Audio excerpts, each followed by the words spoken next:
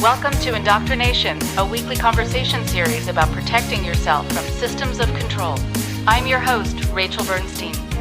Hi, everyone. Thank you so much for listening all over the world. It is very, very exciting to all of our listeners in the US and in Canada, in the UK, and other places where we have so many fans of the show, which is very gratifying.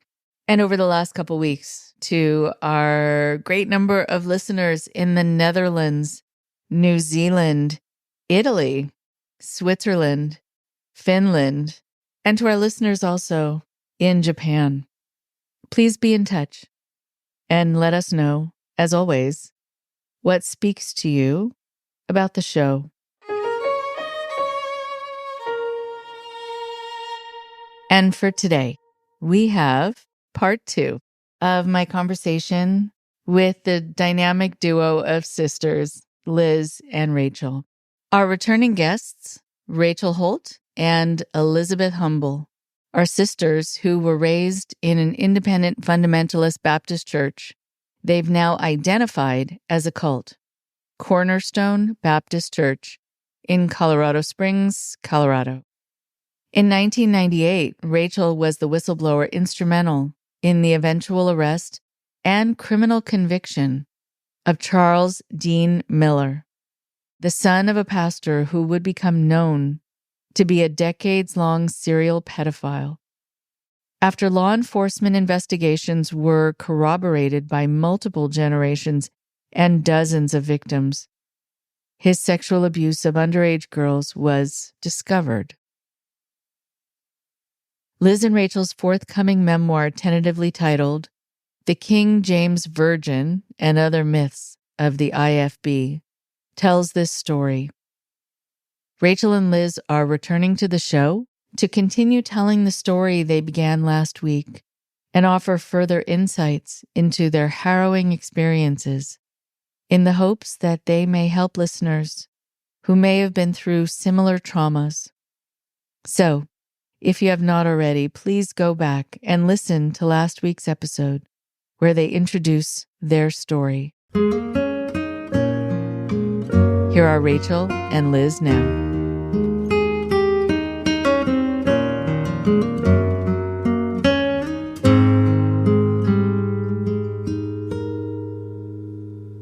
It is so nice to be able to continue my conversation with Rachel and with Liz, the dynamic duo of sisters.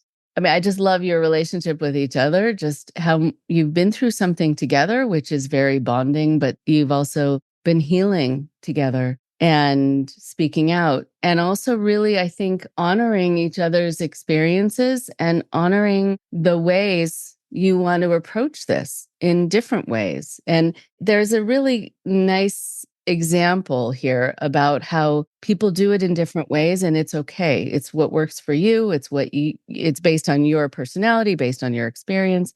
There isn't one right way to be tackling this. There's sort of the right way for you, but it still moves things forward, and hopefully with education, prevention, but also for your healing. So I really like that you can talk about how you've done this and how you've approached it in different ways, but just as effectively.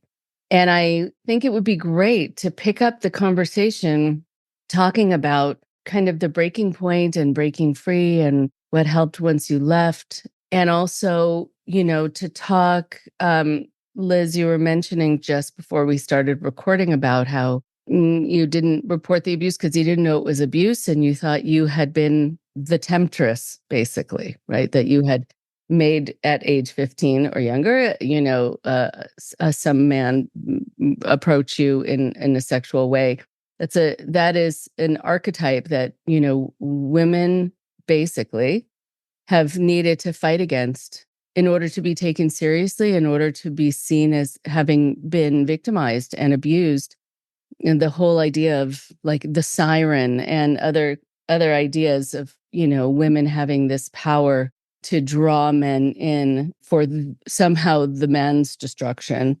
It is a really dangerous idea, but it repeats itself in mythology and stories and history, and still in modern life in a lot of environments, countries, and religious organizations.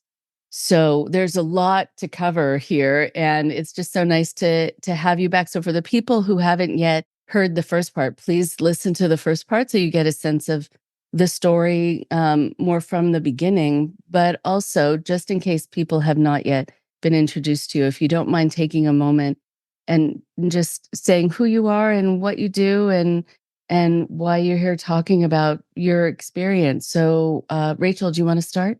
Sure. I am Rachel Holdt, and I am a mother. First and foremost, I teach dance and Pilates. I consider myself a movement specialist, and I currently reside in Southern California. My sister and I are writing podcast or wrote a book, and we're also doing a podcast as well along these same lines that Rachel Bernstein is doing a really good job of talking about in terms of the clinical aspects of healing from our journeys. So happy to be here. Nice, nice. And movement, I like that, movement specialist. Also, just moving this forward too, you know? Okay. And Liz, how about you? Okay, I am Liz, and I reside and live in Oklahoma currently. I've lived many different places, but this is where I'll probably end up because my kids are now grown. Got 3 daughters. I've got 2 granddaughters, and I think the last time I didn't have the third or Oh, the second granddaughter, so now I do. wow. Nice. And so yeah, I cut hair, I'm a barber, also have a food truck and a alteration business, and I stay very busy with family and everything like that. So along with, like Rachel said, the podcast and the book, and we do a lot, but we love to stay busy and we do it well. I think. Yes. Yes. And congratulations on a new grandchild. Lovely. Yeah, so let's pick this up. I think, we were going to talk more about the breaking points and moving forward from those points. Is there more that you wanted to mention, though, from your experiences within the group that help us understand those breaking points? Because I know it got touched upon, but I don't know if there were more details you wanted to share with our listeners just about what got you to that point of saying, I can't be here anymore. Liz, do you want to start? Shortly after my abuse, when I was 16, I started questioning everything. I felt like at the time I had a great relationship with God, and the things that I was seeing that was going on in the church cult was not something that God would love. And so I started questioning things, and I would get told that, you can't question this because this is the man of God. And so I graduated. I was 16 when I graduated high school, and I started going to they would call it a secular college, but it was a music school when I was 17. And about a year later, I met my husband, and he had come there he had just moved there out of college. And so his brother was involved in the cult. And so I met him, and I was very happy to see somebody from the outside that wasn't raised there, that I was absolutely attracted to and wanted to. Um, you're taught to get married and have kids, like that's your goal. So when I saw him, I thought, this is my way out. Nobody just leaves that environment without what you would call repercussions or something like that. There was many times that my husband and I have talked about now, because I did end up marrying him. We married in the church and then shortly thereafter left. But there was many times that we said, oh my gosh, if we would have just had a conversation, we would have left way before, because we didn't communicate. We followed everything they said. My husband was, like I said, a little bit more, not as much of a follower as I was, because I was raised there and it was ingrained in me, and he questioned a lot of things. but we didn't talk about it. Once we started talking about it, we were like, we have got to get out of this. We don't, and we knew we could not live in Colorado Springs. We knew that if we left this environment, we were going to have to move. So he began looking for a job. Once we had a conversation, there was a good friend of ours that was yelled at from the pulpit in this one service. And he actually called them out, said all these terrible things about them, which was common in the cult.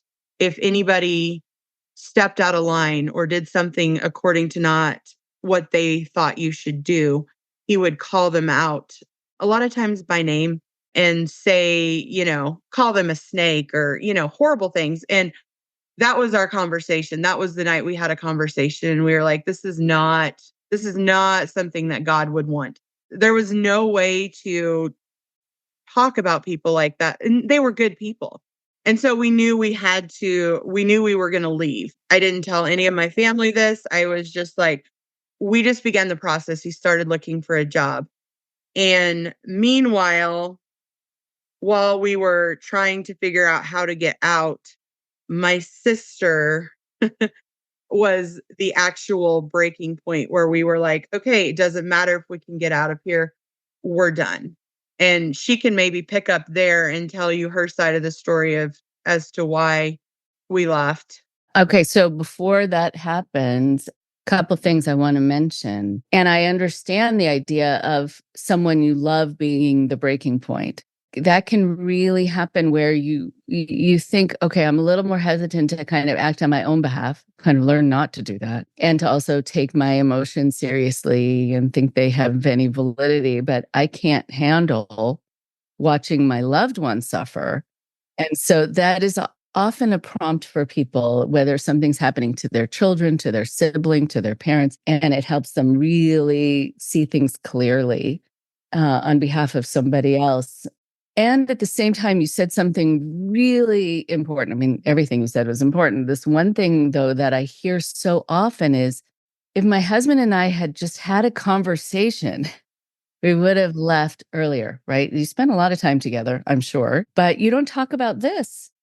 And you also, I think, don't quite know that you can, and you don't know how to even say it, and that it's okay to be upset.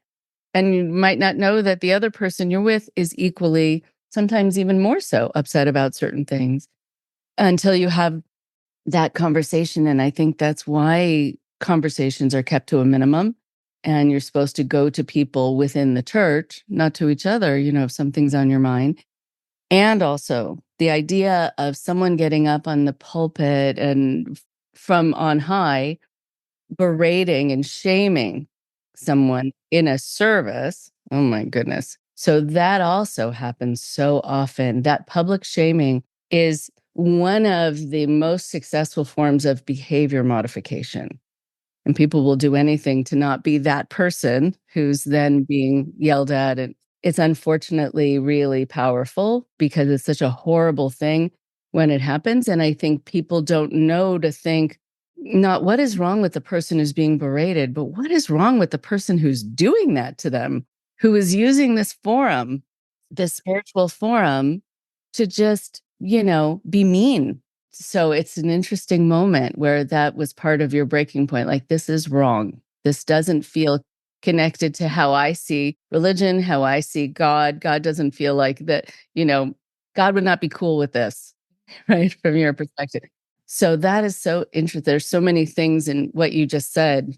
I know we just got started, but there's already so much to talk about. Okay, so now switching over to you, Rachel. So what was Liz referring to about what happened to you? I know you touched on it a bit, but I'd love for you to expand on it while we're talking today.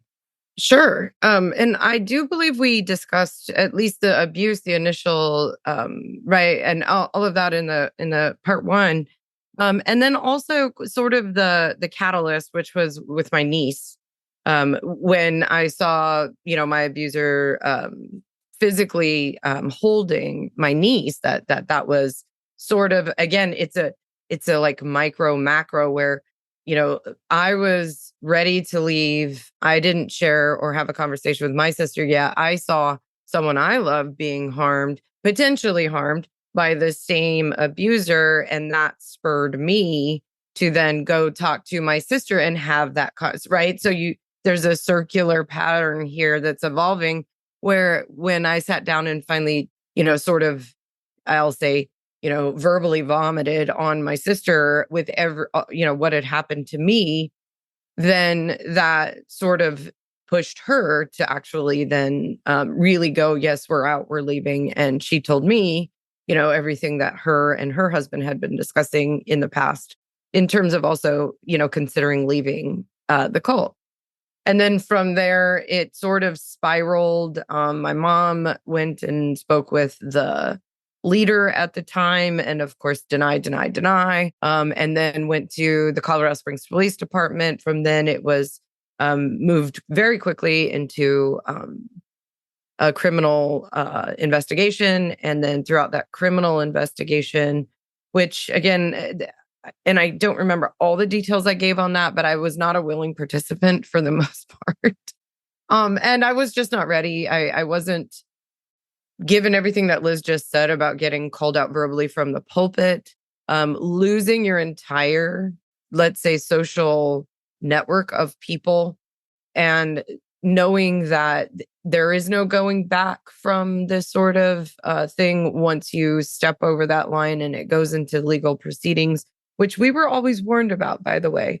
I remember when we were real young, Waco was a big thing, and everyone in our particular brand of cult was in support of, their religious rights to practice however they want to, and anti-government, where, you never called. There was plenty of abuse growing up. You never called social services. We were trained that the government was the enemy, right? And that any higher authority was just God, and anyone else that came in between God and the leader was then the enemy. So even ingrained in me was that, well, regardless of whether I think it may feel right to go to the police and to tell them what happened to me, it didn't still feel that. It still felt as though I was going to be punished for it, and that I had done something wrong, and that involving this secular government office or entity was going to be a problem. And that, somewhere down the line, I don't know, maybe it was a karma thing that, you're just trained to think will happen. So that was a big deal. It was challenging. I think I shared details about the district attorney, which is pretty common. They're just overwhelmed with court cases. And he ended up taking a plea bargain and got out after 10 years. But there were multiple victims, not just myself. There were, I believe, 3 total that were willing and able to testify in the original court jury trial for the criminal investigation. But on docket or on, testimony, they had, I would guess and I'm spitballing here, don't quote me on this, but I would guess anywhere between 12 to 20 other girls that were involved in it and that went on record testifying. Not that they were going to, be in a courtroom setting, but were willing to at least offer their personal corroboration of the stories of their abuse. So it wasn't just me. And that's also one of the reasons why I did speak out. So I knew, one, my niece, I knew that there was potential harm there if my sister were to stay. 2, when I had come back and I went to Hiles-Anderson College for 1 year, as I came back and began the process, like Liz alluded to, of I say quietly quitting, I also noticed that there was abuse. I could see it. If you've been abused and you know the abuser and you see his pattern of grooming and what he's doing, then it was very obvious to me when I got back that it was still ongoing and that there were multiple victims that he was still either grooming, currently abusing, or planning on. And it was just obvious. It was reading a book that you've read a million times before. You've seen it, you recognize it. It's, right in your face. So I knew that was going on. And I knew, would my sister stay there, that would happen to her daughter or as well. So there were multiple steps for me to get to the point to actually cooperate and, go in and do the testimony. But it was an arduous journey and it was awful. And I don't recommend it to anyone. And it's always long. they don't, I think, they did not know what to do with this case at the time. I don't think on the scale of the criminal investigation, nor on sort of, I'm going to say separation of church and state was a big deal at the time. The abuse was in 92, 93. No prosecution or anything criminal investigation until 99. And then that carried on until 2000 when he took a plea deal. But at the time, I think the simple scale of it, I remember that there were so many officers involved. There were like the highest level detectives in the department at the time were both supervising the case concurrently. They were both working on it together. And I know that they had a ton of investigators below them, but really nobody had ever seen the scope of this many victims and in a religious organization that was controversial in a way that they didn't feel comfortable knowing how to handle it. So they had really, I don't think, had a lot of training or ability to say, where's the line between a religious organization and what their beliefs are? And then at what point do we say it's abuse? And then can we prove, what do we have that we can prove it? And then we have to build this case. And because I think it was a relatively new way of doing this, of course, they're trying to follow protocol, but the protocol doesn't quite fit the situation because of various reasons surrounding sort of that dichotomy between separation of church and state and how much do we protect or preserve religious rights, and then how much do we go, no, this is really pervasive and even, over decades long abuse of a serial pedophile. You could see that happening within the investigation, which as a survivor, it also gives you a little less confidence in the entire process itself. However, I will say that after it concluded, even though the lead detectives on that case were not happy with the verdict and wanted it to go to trial because they had done such exemplary work on this case and because they had such a strong case, they encouraged me to do a civil suit after. And we went on to do that. And that was, again, a long process of, again, don't recommend getting that. But we eventually did win that settlement as well.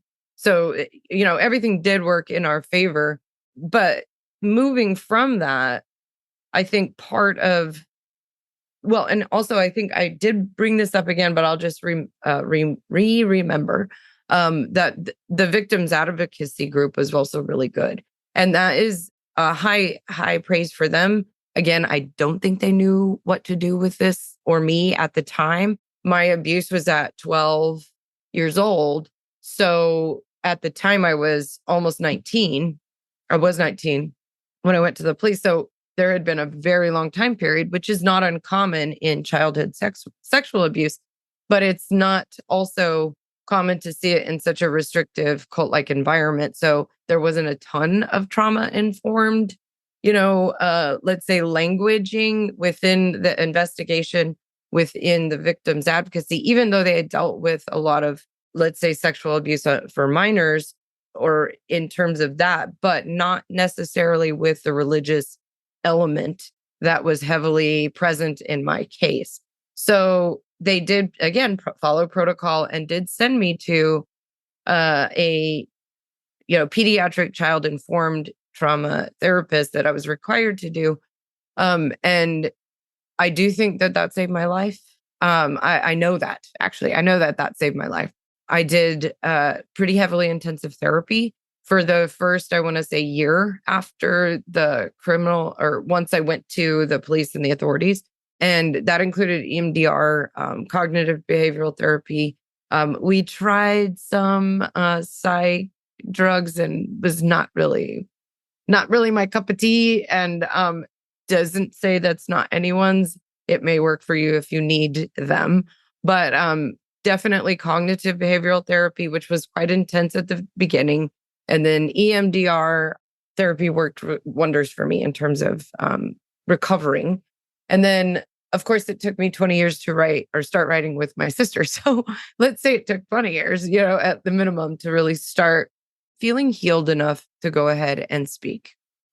And we did want it to be a manual. Liz and I looked around and said, well, what's out there? What is out there for not just survivors of abuse, but for child sexual abuse survivors within a cult environment like ours?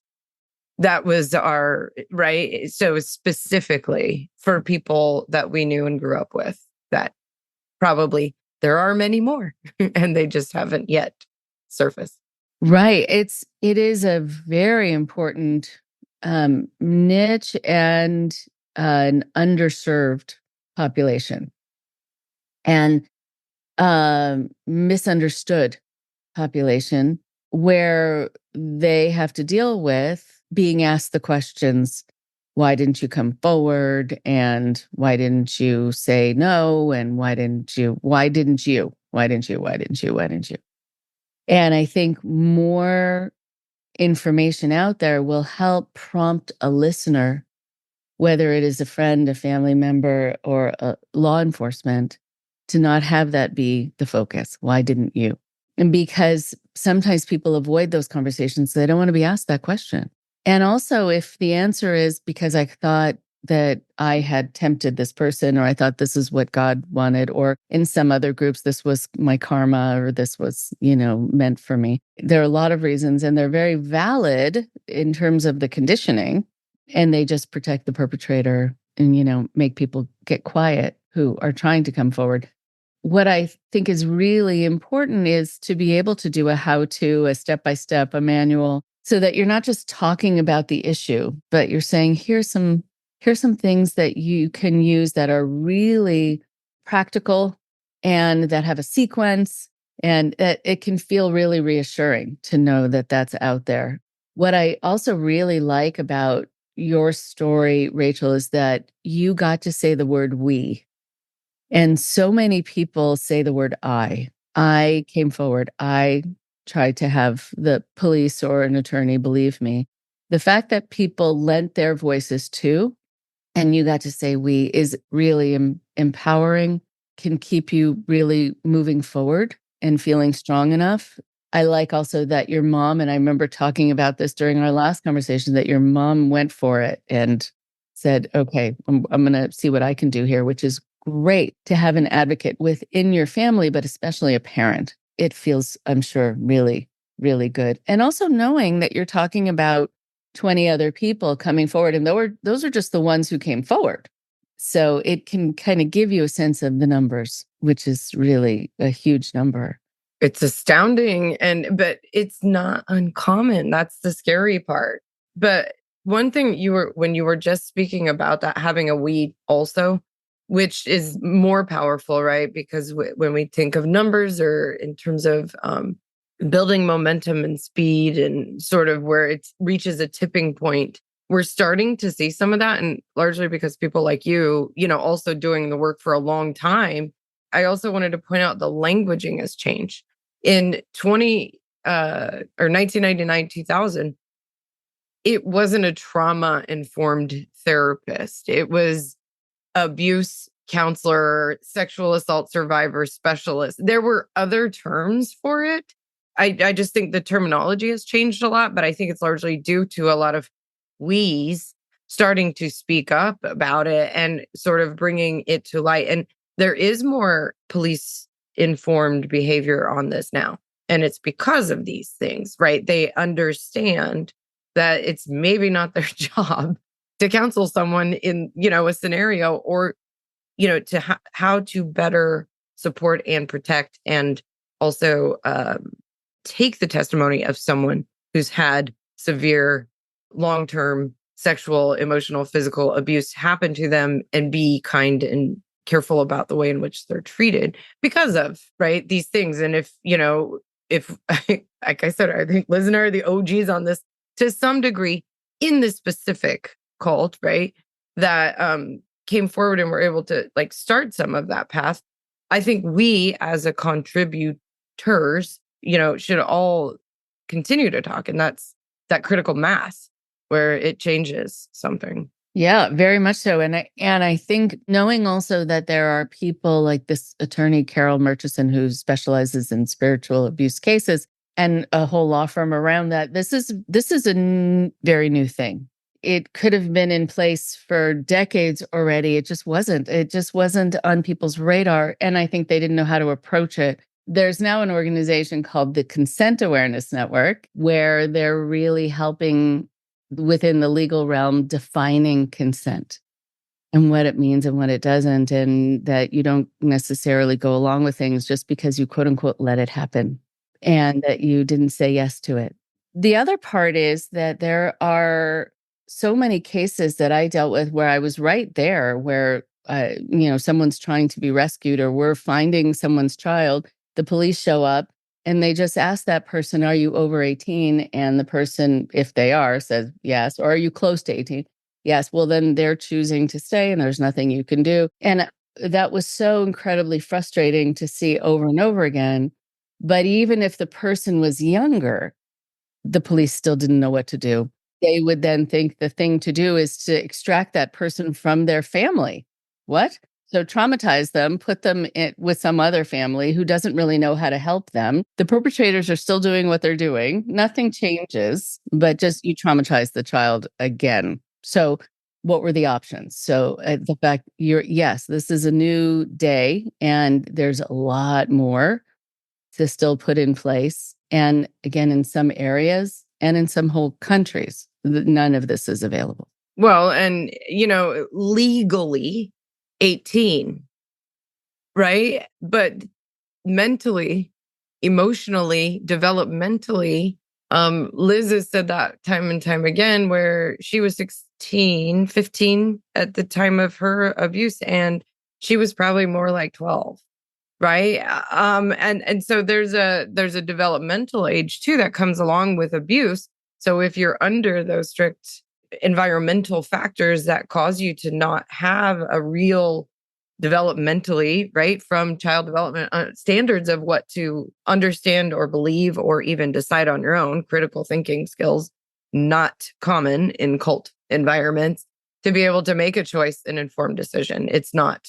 That's never been evaluated. It's just a legal standard by which they're arbitrarily saying you're ready and able and willing to make decisions for yourself, which is not always the case. Right, not always the case. And I think going back to something you said, Liz, about how you didn't know how to be in the world outside. So here you would know that what is happening within the group is not good, but then that means you have to enter into a realm that's big and bad and scary, and you don't know how to be in it. So a lot of people will, it's the expression of better the devil you know than the devil you don't. Like they'll stay in something where they know how to be in it, even if it's abusive. I'm curious if you can talk more about how much that keeps people, I think, feeling stuck. I think 100% it keeps you stuck because the fear of the unknown outweighs the freedom of getting out. Because honestly, I was there since I was 2. So I knew nothing else. Everything I was taught from the time I was 2 was this is the only way to live. I think whenever we were writing the book, this is when I got the most emotional of the entire book, was thinking back to that time when we left and how lost I was. I mean, I broke down when we were writing this part of the book because I was like, the feelings that it brought up for me and how emotional it was to leave. I didn't feel like I had a home. I didn't feel like I had any friends. I had literally nobody. Rachel was going through all of her stuff with the court and all of that. And we were as supportive as we could. But I was like married with a baby. I didn't know. I mean, we went to church after church after church. And I would go and I would just sit there and bawl. And I'm like, this isn't it. This isn't it. We were just looking for somewhere to fit in. I felt like I didn't fit in anywhere. And I think that the fear of leaving that, and even, I mean, my mom would have never, I say that, but she would have never left if it wasn't for Rachel coming forward. I truly believe that. I think she still would have been there, if she didn't come forward, because my mom felt the same way. This was our home. This was our people. This was, you know, this was where we belonged. And I would have eventually left. I don't know if my mom would have followed if it wasn't for Rachel coming forward. So it definitely was a very scary thing. I mean, we had experienced other people leaving before us that would leave. There was some people in our church that owned a trash business and dumped buckets of, an entire dump truck of trash in their yard. People from the My God, congregation. I'm laughing, but it's awful. I mean, I know. it's so absurd. And totally juvenile. Yeah. They slashed people's tires. Wow. My car got keyed. Remember? Oh, yeah. This was right after our mother went to the leader and spoke with him and sort of confronted him on my abuse and his son who had done the abuse. And clearly he knew about, meaning it was proven after that he actually did in fact know of his son's abusive behaviors, and then chose to put me in a situation with his son as a teacher, right? And a leadership position in the church. So that's part of why we won our civil suit, is because of some of this. It was already well documented that he had prior knowledge.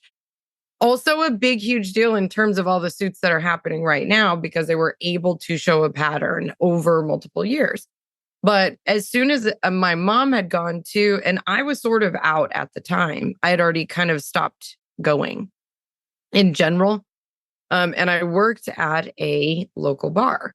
And I don't know who told the people there, and someone found out. So and this was direct repercussion. So, and I was young, I was 19, you were allowed to serve, you could not pour. So it was hostess versus bartender. I wasn't bartending, I was pouring, or I wasn't pouring, I was serving. Hostess. And I came out one night after work, and somebody had keyed my car all the way around it once or twice. I can't even remember. And then they had written bitch on my hood, like with keyed, like a giant across the hood. So and I found out later, much later, from sources that had then left, that it was the youth pastor's wife that did that to my car. So it wasn't as though we weren't afraid for good reason, right? We had very good reasons to both be afraid, like physically, emotionally, mentally, even at work, that we could have had a lot of, repercussions for coming out and saying anything, because we had seen it over and over again. So it wasn't a fear that was unfounded at all. Oh my goodness. Wow. It was the youth pastor's wife. And she was probably going through her own stuff and not having the freedom to do her thing, but taking it out on you, I think, because you somehow were going forward or bringing shame or something, there's sort of blaming the victim. But what was it like for you when you saw that, when you came out and you saw that on your car? Did you feel scared? Did you feel upset? Did you feel impatient with what was happening? What was it like for you? Oh, I was terrified. Up until that point, I sort of assumed that I was under the radar and nobody knew. And it was very close to the time when the police department is basically almost at the point of giving me a subpoena, because they're saying, we have to have you come in and give your testimony because someone has indicated that there's been a crime happen. You were underage at the time the crime happened. Therefore, we're going to have to compel you, right? And you're an adult now. Therefore, we're going to have to compel you to come in and give testimony, because if it's an ongoing thing and the abuser is in a situation where they can potentially abuse, then it was almost to the point where they were almost going to consider me an accessory after the fact or whatever, if I didn't speak about it. So it wasn't as harsh as I'm making it sound, but that's how it felt for me at the time. And up until this point, I thought, well, if I don't go on the record, if I don't go to the police, I can just bow out quietly. I won't have any repercussions. I won't get any trauma. They're not going to come after me. I just shut up, go away. That was my plan until I came out from work and saw this and knew that they knew where I worked. If they could find out where I worked, they could probably find out where I had moved to, because I had left my mom's house at the time. In some ways, Liz was a little bit more alone during this time period when she was having such a hard time. This was probably one of the biggest times, historically speaking, that we really weren't talking a lot or that close, because I physically tried to separate myself as much as I could from friends, from family, even, and from the church. And it took me about a year before I kind of came around and was able to then rebuild a relationship with my family once they had left. So she was really on her own at the time. And I felt even more alone because I was trying to both physically and eventually did geographically distance myself. But when I came out and saw that, I was terrified. I mean, I knew, okay, that was them telling me, I know where you are. I know what you're doing. What I was doing working at a bar, was not okay, right? That was the ultimate sin. And I was, of course, going to a brimstone and hellfire, right place. And, but I didn't know if it would stop there. And there was a part of knowing that they knew where I worked that also kind of pushed me into going to the police again, because if I hadn't gone, when would it have stopped? And I didn't know if there was any way that I would have any protection. And even after I went in to go to talk to the police, I was like, can you please give me some protection? I was physically afraid to walk out of the police station. And they were, they had to tell me, here are your rights. If anything happens, here's who you call. They gave me the, number of the sergeant that I could call him immediately if anything happened. They said, if anything does happen again, you can do, a criminal protective order. You can do a restrict, right? All of these things as a victim, survivor of that abuse that were available to me that I had no idea. Right. So I was basically scared into going finally. Partially because of that I knew that they knew. I mean, they're all criminal acts. All of these are criminal acts that we're talking about. You can't vandalize, right? You can't, right? Disturb private property. You can't. But of course, this was part and parcel for the course for these people. So it wasn't as though we didn't have valid fears in leaving. Right. Yeah. And going back to the term that I used before about something being juvenile, that's not to kind of underplay how frightening it is. But there is something about it, like just having the word bitch written on your car. It's like someone TPing your house. Like, really? Can we grow up and actually deal with this? And clearly you're feeling threatened by the fact that I am coming forward, and maybe we can have a conversation about this, and try to figure out what to do and maybe how to change things so that people don't need to go forward with things. And so, yeah, so before, Liz, we come back to you talking about leaving and kind of entering the world and what that was like, and then talking, I think, more about healing process and moving forward. There was a story that you had talked about last time, which was the dumpster diving, that I want to come back to, because it is in those moments that you could really see your life and the conditions that you're living in, and if a community really cares about you or not. I mean, there's some moments that really drive the point home. And if we can come back to that story for a moment before we move forward, that would be great. Who would like to pick that up? Well, my mom was always worked for the church. She was a teacher.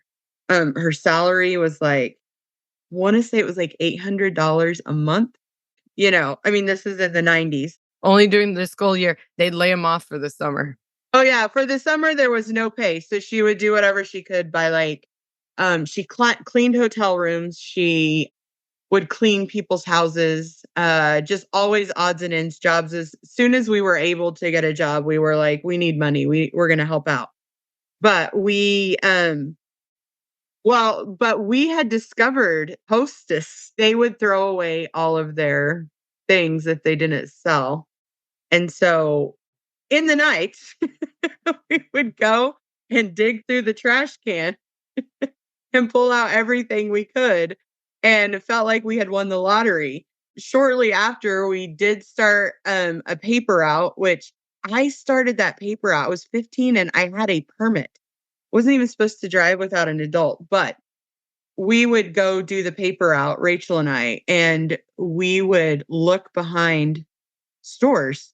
There was it Dunkin' Donuts? I can't remember. We would find the donut guy would drop them off at I want to say 4:30 in the morning, and we knew his car. So he would go into the 7-Elevens and take out the donuts that were from the day before and then put in new ones. And so we got to know this guy, and he would just give us the day old donuts instead of dumping them. And so we ended up figuring out how to literally get food from this. But the hostess, we would get bread. I mean, all kinds of things. Bread was not something we even had. They were very anti-government, right? As Rachel has said. So you getting any kind of assistance from the government was don't you dare, So my mom I think she did food stamps a couple times for a month. And then she said they got too nosy. So she quit. We never had food stamps. So food was something that we definitely cherished. And when we discovered the Hostess store, that was huge.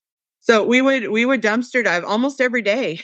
We would go back there and, get in and, hope nobody saw us. We were so but we literally were so excited to get stuff out of the dumpster. Well, and it goes back to that behavior modification thing, though. For I think in most cults, that is almost always present. It's one of the determining factors where we had to sit there and grill our own definition of cult and make sure that we were following the lines of what would be considered, and that is financially, basically dependent on the cult or financially invested in the cult in some way. So in our case, it happened to be we were so financially destitute, and my mom was so invested that we had this power struggle where they wouldn't allow her to get assistance because they didn't want them nosing into what she was doing with us, with our education, with our, upbringing, abuses that were happening also. And so then it put us in a place of needing, right, or needing to be in the cult to then, get, an education, my mom's work, which again was just the bare minimum to keep us alive. So the fact that we were not having, nutritional values met, right, on just a basic needs level kept us there, but was also the reason why we were there too. And I think both of us realize that now, and how even at 14, 15 years old, we did that all through high school too, by the way. But how that taught us to think outside the box in terms of, what work you can do, what you can make nothing, blood from a stone kind of thing. Right. Yeah, no, I'm sure. I mean, the fact that both of you, do a lot of things, are very enterprising, I think that something certainly that's been fostered, we need to do things to survive. And these are the stories that really paint a picture of your life, and that you had to fend for yourself. And this is after your mom is, teaching, working, and I guess only making a living for 9 or 10 months out of the year, which is very hard when you're raising kids. So so to go to Liz, when you were just talking about suddenly entering into this planet that you were not raised on, right? And how do you, where do you start? I can't imagine. What was it like for you? Even the first kind of things that you needed to do that you hadn't done before. Yeah, so I think the first thing that we did, it's kind of funny, but we had never been to a movie. Very random, movies were terrible. You could not go see a movie because if you were seeing a movie, even if it was a clean movie, you were supporting the pornography industry. That is literally what they told us. And so I had never been to a theater. That was the first thing we did. And then I think we bought a television at some point. But as far as the leaving and I felt so alone. So at the time I had a baby, my husband went to work all day. I would just be at home crying all day long. I was like, I don't know what to do.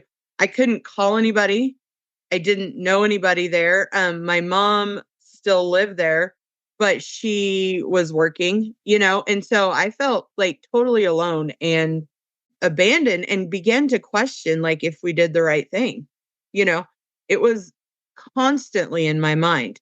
Am I just am I did I leave something and am I the one that's wrong? It was very, very much a mind fuck, big time. I constantly was terrified. I was terrified of going to the grocery store and running into somebody that was from there, going to the mall and running into somebody. And I mean, when we went to the movies, we were terrified of somebody seeing us. It's just like the things that it was constant fear. And I told my husband, I said, I'm not going to survive here. We have to move. And he took a really terrible job in Texas, so we could move. It was it was a terrible job. The pay was terrible. It was terrible, but he knew that it was so important for me to move. And he said, we've talked about it to this day. He never felt fear, but he was there for about a year. So he didn't have that instilled in him like I did, but he said he knew I was terrified. And so he was on a mission to get me out no matter what. And so we did move to Texas, which was close to where his parents lived, and eventually ended up in the town where his parents lived with a better job and everything. And then I began to have friends, but even building friendships, it's so odd. It was so odd and it was hard. I was socially awkward. I didn't know how to carry on a conversation.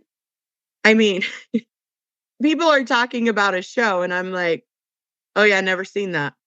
To this day, people will bring up stuff from, the 80s, 90s, and I'm their age. We're the same age and they talk about some show and I'm like, "Sorry, I have a complete it's a blank slate for any kind of pop culture back then because I have no idea. Some of this stuff I've went back and seen or watched or read about, but definitely can't relate to a lot of things people talk about. And that's how I felt in conversations with people in the outside world that weren't involved in the cult when I was trying to make friends. And I mean, I just felt like everything that I said, I felt like I had to make stuff up to fit in, if that makes any sense. Like, and people would say stuff and you're like, "Oh yeah, I can totally relate." Could not relate at all, you know? But you're just trying to understand. And it eventually came. It was a lot of, a lot of stuff. Also a lot of caring people that I came in contact with who were amazing. And there's people I know now that are friends that literally do not know how I was raised. They have no idea. They just because I don't talk about it every day anymore. I think when we first left, it was all you could talk about. And, it was a little bit confusing. And then you'd overwhelm people by being like, "Oh yeah, I was raised in this crazy church," and people are like, "Okay." But they, they didn't understand, but that's literally all you know. And so the conversations became easier and easier as the time went on. But, you make friends that with kids, your parents of your children or other parents of kids that are your kids' age. I'm trying to say that correctly. And so, you can relate on a parenting level, and things like that. And I think I didn't even know who I was until I was well into my 30s because I just focused on being a mom and like doing all of that stuff. So I don't even think I could acknowledge, any of my abuse, any of the stuff that happened. I just went into like mom mode and not talk about it. It became something that I did not want to talk about. Interesting. Right. And, I was happy actually to hear that one of the first things you did was go to a movie for a lot of reasons, but also because of pop culture. I want to be able to experience something. It also is showing that things aren't inherently evil, that it doesn't make you a bad person. It doesn't mean you're supporting the porn industry if you go in to see something else. And yeah, not everything is going to be just bad. Some movies are bad. Okay. it doesn't make you a bad person, different kind of bad. But, that then you could relate. If someone said they went to a movie, you know what that's like, that you wait online and you get your ticket and you go in and you find your seat and then it gets dark and then the screen, like all the things that you haven't experienced, and the popcorn and the smell of the popcorn and whatever else. Those are all things that help connect you to the world, to society. And yeah, they might not be important things to talk about, but it helps you feel a part of the world. And you get to then enjoy things and also realize it doesn't change you as a human being. Your character is still the same, which can be very relieving. And yeah, being able to just go, oh, you have no idea what people are talking about. And you're just like, please don't ask me a follow-up question. It's okay, no. Yes, I've heard of that band. Sure. Don't ask me what my favorite song is, please. Right. But I think it's amazing just to see how much you were sequestered and then need to make friends. And it's hard because when you're an adult, you don't have someone to go to ask those questions like, how do I have a conversation? And it's hard, right? I mean, those are the questions I get asked as a, post-cult therapist. Like, who am I? What do I like? How do I know what I like? How do I have a conversation about something that's not religious? That's not about furthering the mission, right? How do I talk about kind of nothing with someone for an extended period of time? Comfortably, right? All of it. Use money, do what, all the things. It's very interesting. Just all the details that make you feel separate and then help you feel more connected. And it's very awkward. But I'm glad you brought that up. I'm wondering, Rachel, if that also happened with you, and then we'll talk more a little bit about the healing process. Yeah, go ahead. And this kind of, I think, is I've actually done a huge portion of this where I actually did a speech with a writing group of mine, and I did it live.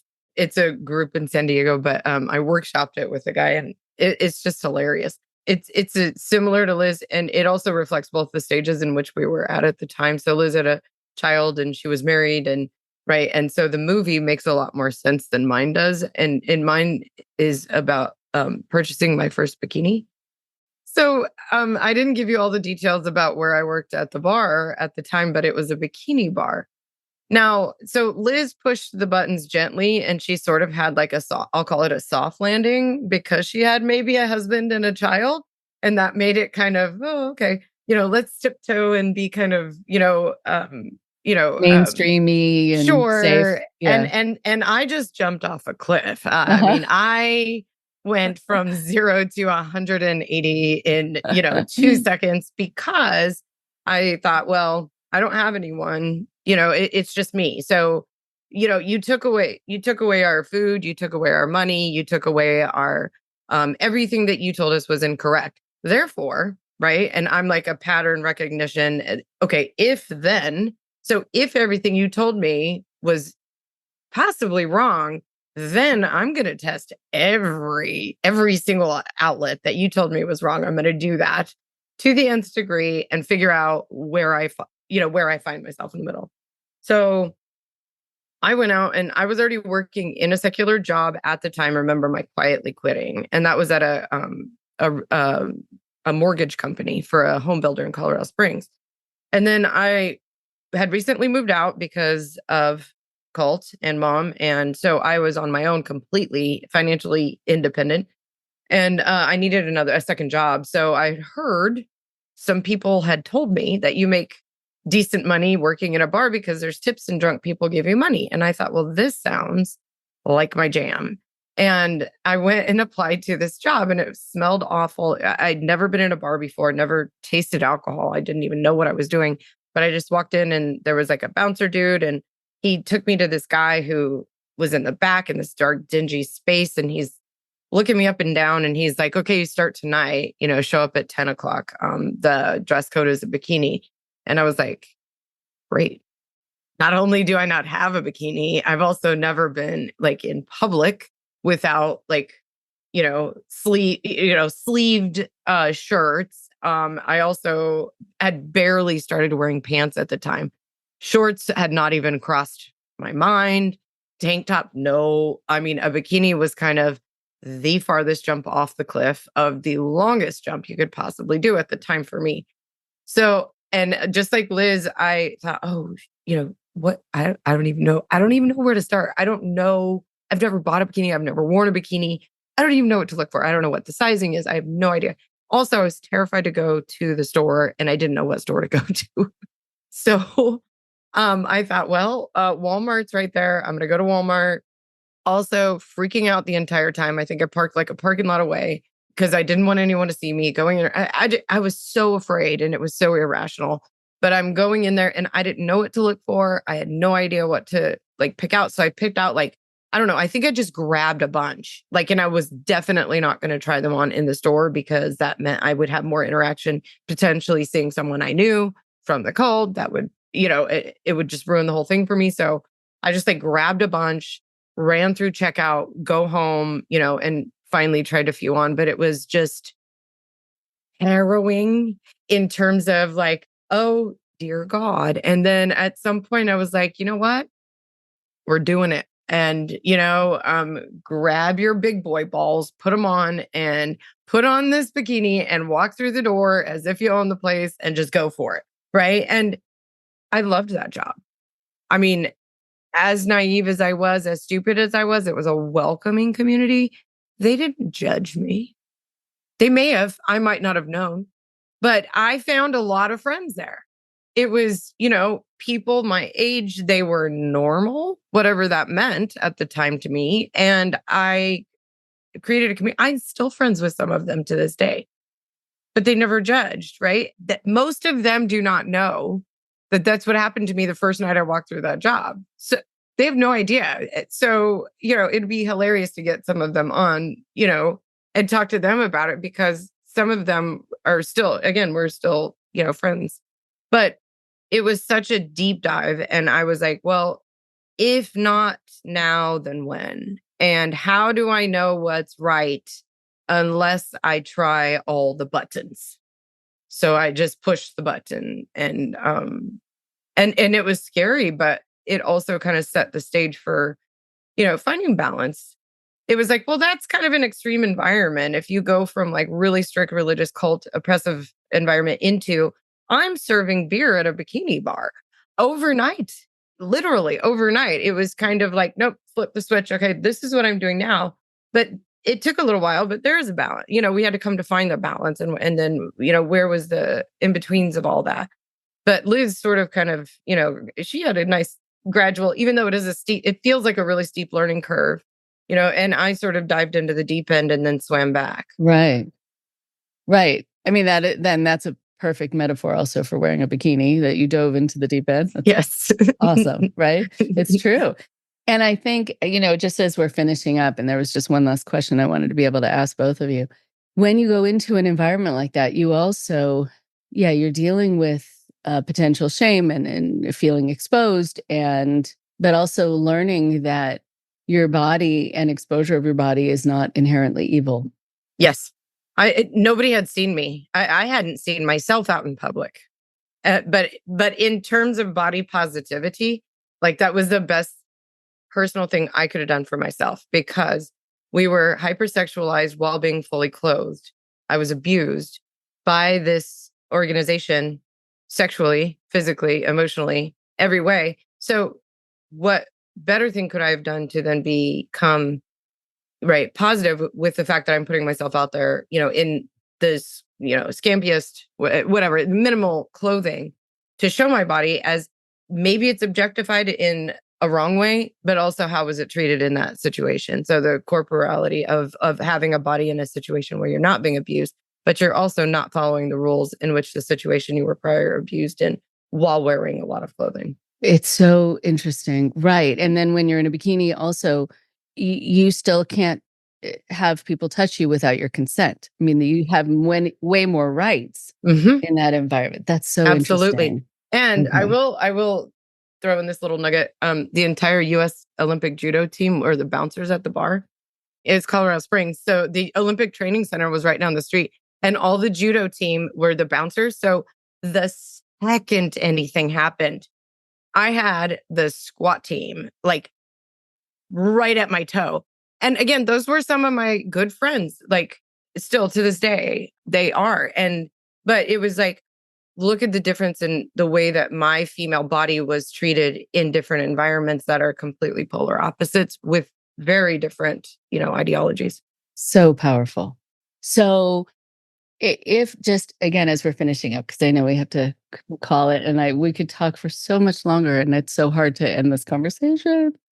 So even though you may feel like you've already touched on so many incredible things and maybe you've covered them all, but is there something else that you think would be good for people to know who are going through that, who are leaving, who are trying to find kind of what is good about themselves, what's okay, what's safe, and how to be in the world? Is there something else that you realized or that you went through that has been something that has stayed with you, that's helped you feel good about you and safer in the world than you were there? And so I'm wondering, Liz, if there's like this pearl, that something that you hang on to that helps you. I don't think there's a specific thing, to be honest. I do know that it's hard. It's extremely hard, but it's so worth it. I know from my kids are the age, some of them are the ages that now that I was when I left the cult. And I raised them very differently than I was raised in the cult. And I never pushed any kind of religion or anything like that on them. I let them decide all that stuff for themselves. If they wanted to go to church, great. If you don't, great. If you want to believe this, I don't care. You need to figure it out for yourself. I mean, as I left, I think that was one thing that I never got to figure out what I believed until I was completely out. I had to reassess, do I even believe in God? Do I even believe in church, organized religion? Do I, and I had to figure all that out, but it is so worth it because I'm so strong in my beliefs now. I know exactly what I believe, but figuring it out at an older age is a lot different than when you're young. And so I think that anybody that wants to get out of a situation like that, it's so worth it just for your peace of mind and your just not being controlled by somebody else and being able to think on your own and not have someone else dictate how you think. Because I feel like that was my entire growing up. I never got to decide anything for myself or, think for myself. It was always told what I had to do and when I had to do it. And I think knowing who you are is so amazing. Right. And giving your children and then grandchildren the gift of that as well. It's very powerful. Thank you for that. And Rachel, how about you? I also want to just say that my process in healing is still ongoing. I still have days where I'm questioning, have I healed fully? And it's still a process. So what I think I've taken away from that is ask a lot of questions. Trust the process. If you can't ask a lot of questions, get the fuck out. Because if you ask a lot of questions, then you can trust the process. And sometimes that's patience. But if you can't ask questions, then you're in the wrong process. I love that. Right. And being able to question also being symbolic of freedom. And also seeing if someone is there to answer your questions and also helps you along the way, I think, learn to answer them on your own. That you can work together. That something I know that I try to do for my clients or for my kids. Also, I'm happy to answer this question, and then let's see if we can get to the point where you feel like you can check in internally. And if that's not working, then yes, then ask me and we can work together on this. But I love that, being able to ask questions. Very powerful. Thank you. Thank you to both of you. And I can't wait to be able to see what you put together and be able to have it be a resource for so many people, a very practical resource. And so let people know about where they can find you if, you're out there on social media and what you're working on, and then we'll have to run. We do post a clip from our podcast each time. And so we do have a Facebook and an Instagram, which is Sisters Declassified. It's just sisters_declassified for Instagram and Sisters Declassified for Facebook. And then you can always reach out to us through email. It is sistersdeclassified@gmail.com. So those are the ways to do us. You can find us on Spotify, Yeah, anywhere you get your podcasts. We do a bi-weekly podcast, which is Sisters Declassified Life Survival Guide. Long name, but I love it. It's so good. So good. Such a pleasure. Anytime you want to come back on, anytime something's happening and you want to announce it, please, please, please use this as your forum. Yeah, would love it. thank you for having us. My pleasure. Thank you, Rachel. You're welcome.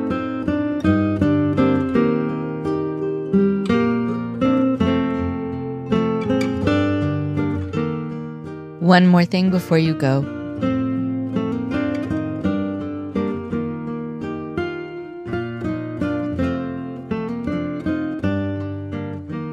It is always so nice to speak with Rachel and with Liz. I love that they have each other and that they want to be able to come forward and tell their stories.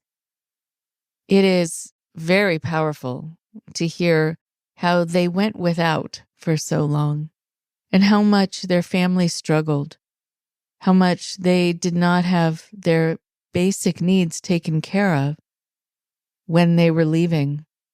And this is after so much devotion, so much sacrifice to this particular church. You would think at the very least they would be cared for, taken care of. They would be able to have enough food to eat and money to live off of. It is the story of a lot of people who give and give and give, but just don't get back. And you're not supposed to somehow want to get back or need it. And it's wrong of you to even want it or need it. One of the things that was talked about was this idea of somehow women being temptresses. This whole notion is not something made up by this church, certainly. There's so many of these archetypes for women where they are these sirens. They wreak havoc on these men who don't have self-control and are going to be drawn in by women who are going to take them astray. And therefore, the women need to be controlled, but not the men. The men don't have to learn self-control. And what happens too is that then a woman walking by wearing something that a man might find sexy is then seen as the woman trying to get the man to think something, to have something sexual on his mind. There was a quote I came across on social media that I love, and I don't know who actually wrote it. If anyone knows, please let me know. And it's something I remember talking to Rachel and Liz about. The quote is, "Women's bodies are not responsible for men's thoughts." Simple, to the point, absolutely 100% true. But here in these situations, these religious situations, women are somehow responsible for everything that a man is thinking, for everything that might take a man into a place of not having self-control. This happens in fundamentalist branches of many religions, and that's why so many women have to wear long clothes, or they have to wear things over their clothes, over their faces, over their heads, to hide themselves so they don't tempt men. It is completely wrong, completely unfair. Doesn't say a lot about how religious groups feel about women, but it also doesn't say a lot about men. Why is it that a man wouldn't have any modicum of self-control?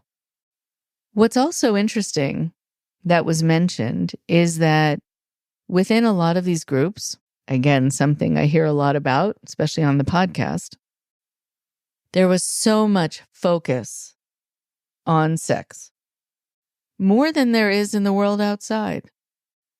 As Rachel said, we were hypersexualized while being fully clothed. That is a fascinating line.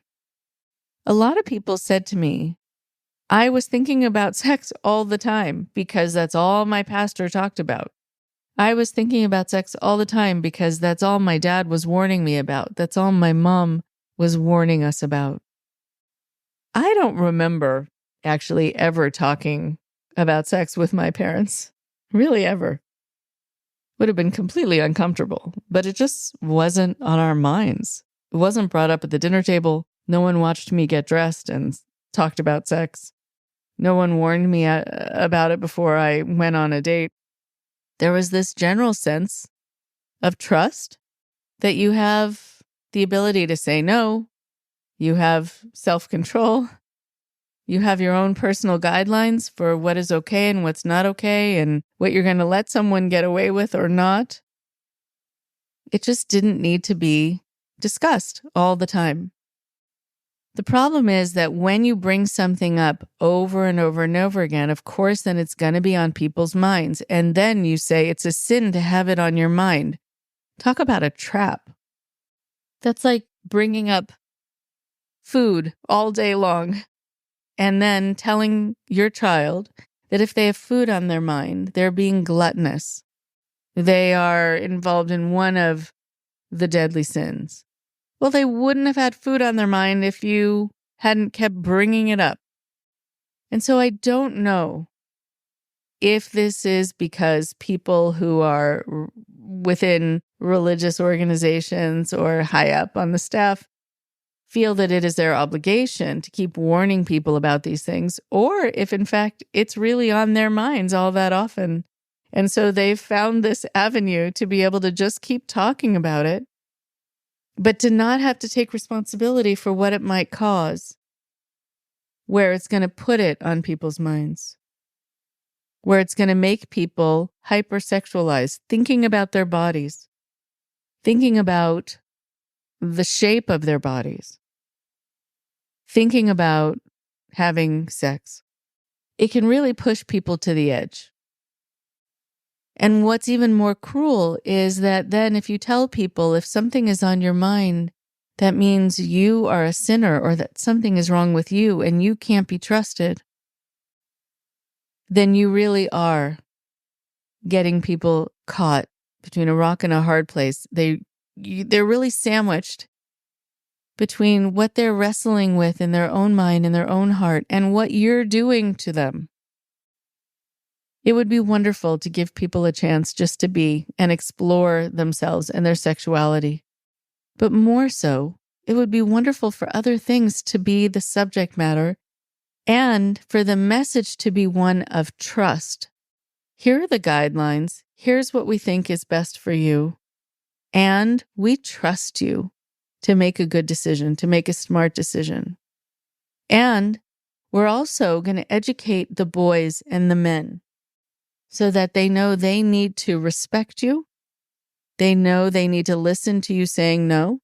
And they know that if they're having sexual feelings towards you, you didn't make that happen in them. They just naturally had it. And then they can't just go into blaming you. They actually need to take a moment and learn self-control so that they can switch it off, so that they can think about other things, so that they can say, even though I'm having that feeling, I'm not going to blame the woman or the girl for it.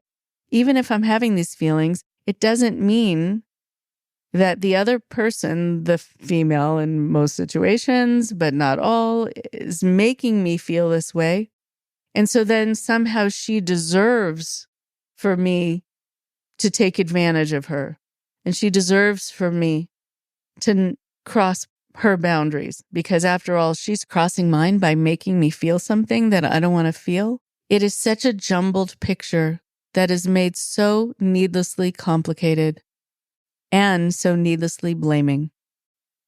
I am so glad that the people I speak with, especially people like Rachel and Liz, have a chance to have an impact in their own lives so that they can see they are trustworthy people, but also in the lives of their own children or nieces and nephews and the other children they come across, the other people they come across in their life. And anyone listening to this who really has been given this sense that you have caused something to happen to you, you've caused someone to lose control and then feel they have access to your body. It's just not the case that you need to take responsibility for that. Another person has the ability to choose right from wrong. Another person has a sense of control over what they decide to do to another person. And so if you have been given this sense that somehow you're to blame and you need to feel guilty for just being, for just looking a certain way or dressing a certain way, I want you to be able to take that control back and realize that there's nothing that you did just by being, just by standing somewhere, just by wearing something. But there is something another person did if they took advantage of that. If they blame you for what they're feeling and their own urges. But I also hope one day just natural urges are not demonized. This would make the picture even easier. If people could just have their feelings and their drives, and they could be normalized so that people didn't have to be so afraid of each other and afraid of themselves. I'll talk to you next week. Thank you very much for listening. Please support Indoctrination on Patreon at patreon.com/indoctrination. Be sure to give us a follow on our social media. Find us on Facebook and Instagram using @Indoctrination Podcast. And for Twitter, find us at @_indoctrination. We love hearing from you too. So send us an email at indoctrinationshow@gmail.com.